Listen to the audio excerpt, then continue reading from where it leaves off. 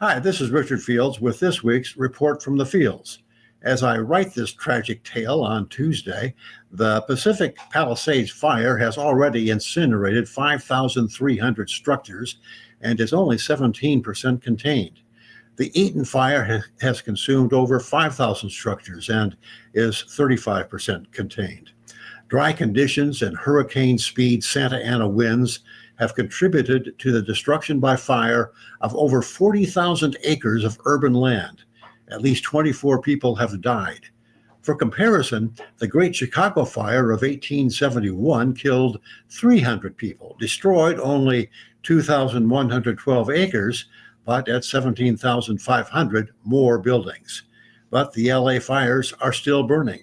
The winds are still blowing, and there is no rain in the forecast.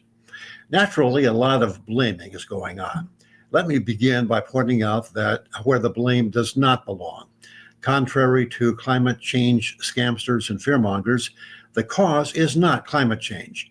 The climate in the Los Angeles basin has been dry, and the Santa Ana winds have been blowing for centuries. Dashiell Hammett wrote Red Wind, a potboiler detective story which featured the Santa Ana winds. It was published in 1929, nearly 100 years ago. There is nothing new about hot, dry winds in LA. In fact, there is nothing new about fire in the LA basin. Before Angelenos paved and landscaped the city, it was dry grasslands and chaparral. Grass and chaparral fires were a regular occurrence.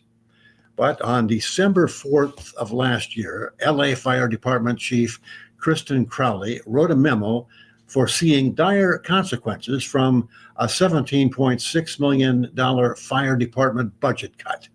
Among the areas cut was pilot training for water-dropping helicopters and deferred maintenance that took some firefighting equipment out of service. One area that was not cut was firefighter salaries.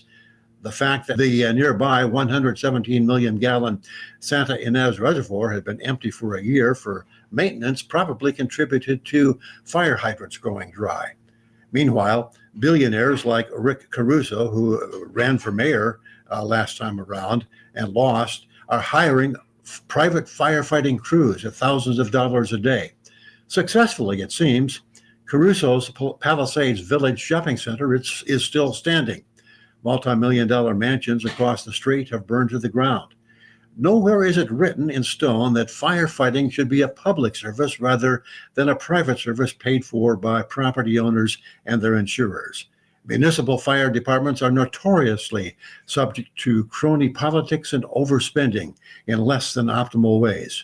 Private firefighting companies, whose motive is to make a profit by providing a service that actually prevents and quickly puts out fires, don't have that problem. Something for Angelenos to ponder as they sift through the ashes and try to figure out how to rebuild. In the long run, it would be more effective than begging the federal government to please help us. That's this week's Report from the Fields. See you again next week.